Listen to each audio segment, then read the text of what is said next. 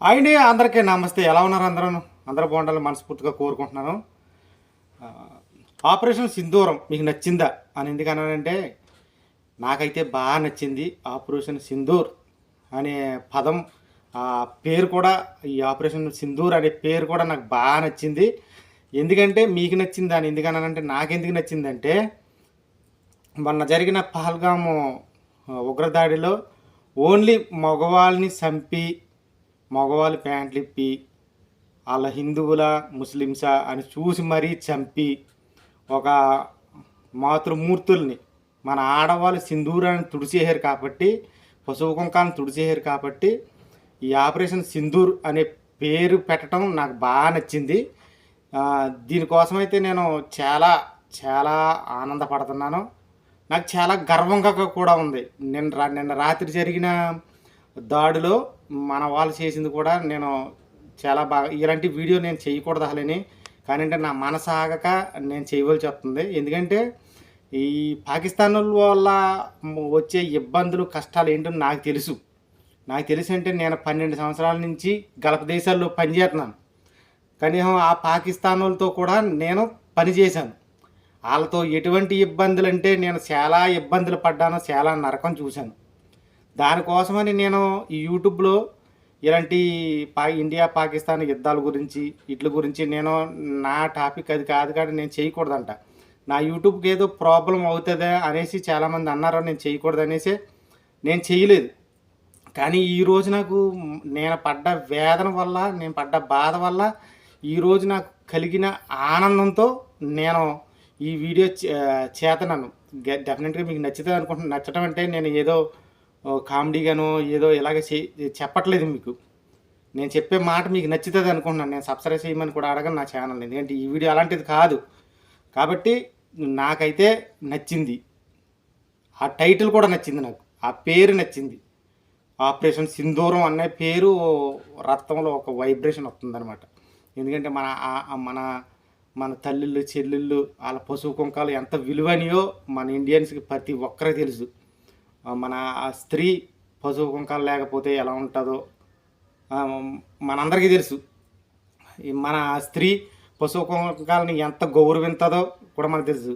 కొత్తగా పెళ్ళైన జంటలో భర్తను చంపేసి భార్యలు పెళ్ళైన 5 రోజులకి ఆ తల్లి ఎంత బాధపడి ఉంటుంది, వేదన పడి ఉంటుందో మీకే తెలుసు.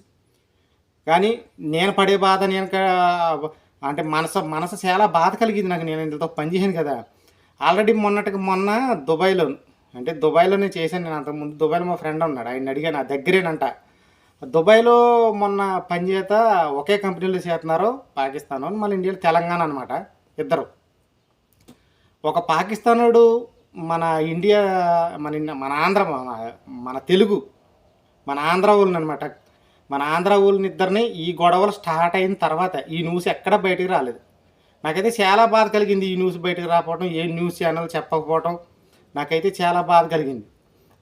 ఎందుకంటే ఈ గొడవలు స్టార్ట్ అయిన 4 రోజులకి, ఈ పహల్గామ్ గొడవ అయిన తర్వాత 4 రోజులకి వాళ్ళిద్దరికి మన ఇండియా వాళ్ళకి ఆ పాకిస్తాన్ ఎవడికి ఈ మ్యాటర్ గురించే తగాదా వచ్చిందంట. వాళ్ళిద్దరికి తగాదా వచ్చినప్పుడు మన ఇండియా తెలంగాణ వాళ్ళని ఇద్దరిని ఆ పాకిస్తానుడు కత్తితో పొడిచి చంపేసాడు రీసెంట్గానే. ఆ న్యూస్ అసలు ఎక్కడ రాలేదు. నేను చెప్పుదామంటే కొంతమంది నన్ను అడ్డుకునేవారు అనమాట. మనం చెప్పకూడదు అలాంటివి, న్యూస్ ఛానల్ చెప్పడం నాకు ఎందుకో ఆగలేదు ఇంక ఇవాళ. అందుకని నేను చెప్పేస్తున్నాను అనమాట. మరి అది ఎంతవరకు వస్తుందో, కరెక్టో తప్పు ఏంటో నాకు తెలీదు.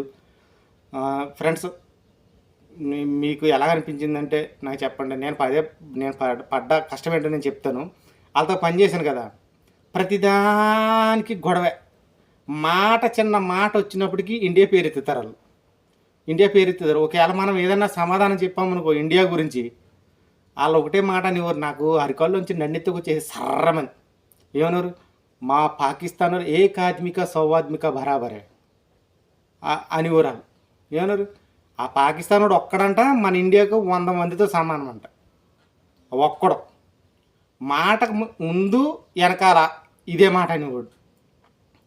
మేము ఒక్కడం, మీరు 100 మందితో సమానం. 100 మందిని చంపుతాం మేము ఒక్కొక్కరు. నేను తక్కువ, నేను పౌరవంతున్నే పైకి ఇలా కనపడతాను కామెడీ పీసులే, కానీ నేను అయితే ఊరుకునేవాడిని కదా. వాళ్ళకి ధీటుగా సమాధానం చెప్పేవాడిని.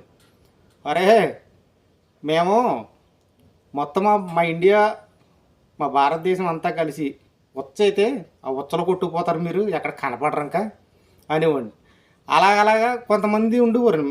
అందులోనూ మంచోళ్ళు ఉన్నారు, చెడ్డోళ్ళు ఉన్నారు, దుర్మార్గ యాదవులు ఉన్నారు, అందులో కూడా పాకిస్తాన్ వాళ్ళు. మంచోళ్ళు కూడా ఉన్నారు మనలాగా, చాలా మంచోళ్ళు. అలాంటివారు అలా కొట్టుకుసేస్తారు, మీకు ఎందుకురా ఇక్కడ, మీ ఇద్దరు తగాదా పెంచుకుంటున్నారు అని కొంతమంది సమర్థించేసి ఊరు. అలాగా నేను కూడా కూలైపోయి నీళ్ళతో మనం దేశం కానీ దేశం వచ్చాము, ఇక్కడ ఏదన్నా జరిగితే మనం చూసి ఓడు కత్తి ఓడు లేడు, నేను అక్కడతో వాదించుకోండి, వాదన అయితే ఆపేవాడిని. క్రికెట్ గురించి అయినా ఇలాగ ఒక చిన్న మాట, ఆ రోజు క్రికెట్ ఓడిపోయింది అనుకో, వాళ్ళే తెచ్చేవారు టాపిక్, తెచ్చి ఇష్టానుసారంగా మాట్లాడేవారు.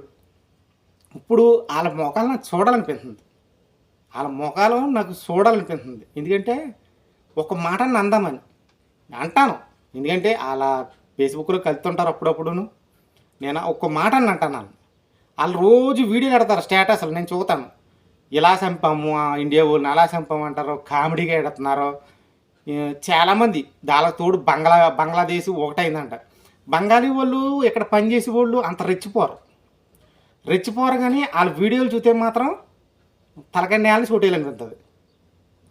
వాళ్ళు పెట్టే వీడియోలు ఉంటాయి కదా, తలకాయ నేలని కొట్టేయాలనిపిస్తుంది. కానీ వాళ్ళు మన దగ్గర మాట్లాడినప్పుడు చాలా జాగ్రత్తగా మాట్లాడతారు, మన ఇండియా గురించి చాలా జాగ్రత్తగా మాట్లాడతారు. ఎందుకంటే మన ఇండియా వల్లే వాళ్ళు బతికారు, మన ఇండియా లేకపోతే వాళ్ళకి బతికే లేదు. అసలు ఆ గొడవలో 1971 గొడవలో వాళ్ళు అసలు బతికే వాళ్ళే కాదు. మన ఇండియా ఉండి వాళ్ళకు దేశం ఏర్పాటు చేసి వాళ్ళకి ఇవాళ బువ్వతిస్తున్నారంటే మన ఇండియానే కారణం. ఆ విశ్వాసం కూడా ఇప్పుడు చూపించట్లేదు వాళ్ళు. ఆ విశ్వాసం ఘాతకులు, వాళ్ళ విశ్వాసం లేదు. అందుకే వాళ్ళు అలా ఉన్నారు. ఇక్కడ ఉన్నా సరే ఎంత వాళ్ళు ఇక్కడ ఈ బయట దేశంలో ఉంటారు కదా, బయట దేశం మొత్తం చెట్టుకి పుట్టగా వాళ్ళే మొత్తం జనాభా. ఏ మేకల కాడ చూసినా, ఏ ఒంట్ల కాడ చూసినా, ఏ కచ్చడా పనికి చూసినా మొత్తం వాళ్ళే. ప్రపంచమంతా జీతానికి ఎక్కువ పోతే వీళ్ళు 600కి 700కి పని చేస్తారు. వీళ్ళ వల్ల కొంతమంది వేసాలు కూడా ఆగిపోతున్నాయి. అదండి నేను చెప్పేది. ఏంటంటే ఈ ఈ ఈ వీడియో నేను చేయడానికి కారణం ఏంటంటే, నాకు ఇలాగ ఎన్నో అవమానాలు జరిగాయి. ఇక్కడ చాలా దారుణంగా అంటారు వీళ్ళు. బయట దేశం ఉన్న మీ నా వీడియోలు చూసే చాలామంది బయట దేశంలో ఉంటారు. ఈ బయట దేశం ఉన్న వాళ్ళకి పాకిస్తాన్ వాళ్ళు కంపల్సరీ తగులుతారు. వాళ్ళ రూపురేఖలు, వాళ్ళ ముఖం, వాళ్ళ మాట ఎలా ఉందో కామెంట్ చేయండి.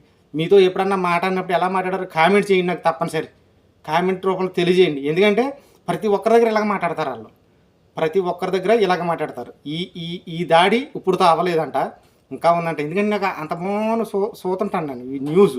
ఈ మధ్యన కామెడీలు గీండులు మానేహాను. ఎందుకంటే మన దేశం అండి, మన పుట్టిన దేశం. ఆ దేశం కోసం ఏదో జరుగుతుంది. మన దేశానికి మన తల్లికి అపాయం వచ్చినట్టే, మన పిల్లలకి అపాయం వచ్చినట్టే, మనకు అపాయం వచ్చినట్టే కదా. అదేంటే నేను చెప్పాను. మీకు ఎలా అనిపించిందో కామెంట్ రూపంలో మాత్రం తెలియజేయండి. ఓకే మరి, ఉంటాను. Bye bye. జై హింద్, వందే మాతరం.